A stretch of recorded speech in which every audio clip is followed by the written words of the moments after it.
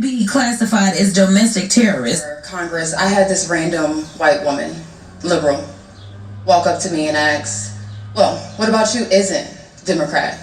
To which I responded, well, besides my skin color, what about me is Democrat? And it was at that very moment that she realized that God gave her enough common sense to ask me about my values. Now, don't get me wrong, I was raised to vote Democrat down the ballot, so when I first started, I would say things like, I'm a Republican, but I'm not a conservative.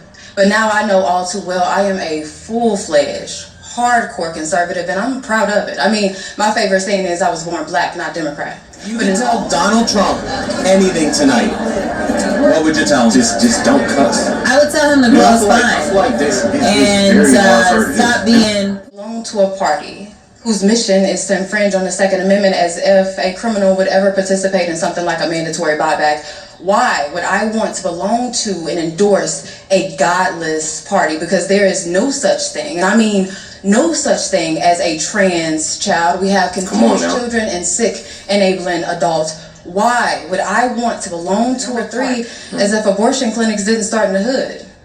Because if you think Trump is bad, you should research exactly who Margaret Sanger was. But speaking of the black community, why would I want to belong to a party who's responsible for the foundation? I ain't even gonna lie, I'm listening to her right now.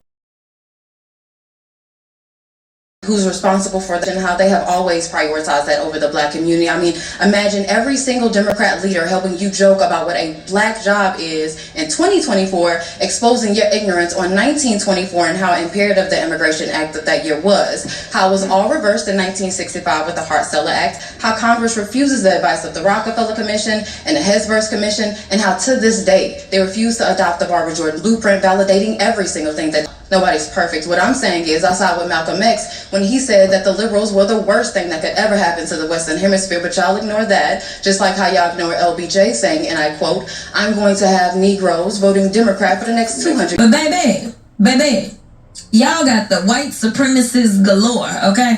Like all of them. You got the Proud Boys, you got Texas, one of the beloved cities in TX30, and doing a ride along with one of the amazing sergeants out here to show you guys a little bit of the progress that's going on. They got a new police department and a new public works building being constructed, but they don't have a marketplace for people to actually come and have access to fresh vegetables and produce. I want people to understand is I do absolutely agree with Malcolm when he talks about not ceding your power. Mm-hmm. At the end of the day, don't give up your power. You don't have no fucking power, bitch. We're going to have to try to do.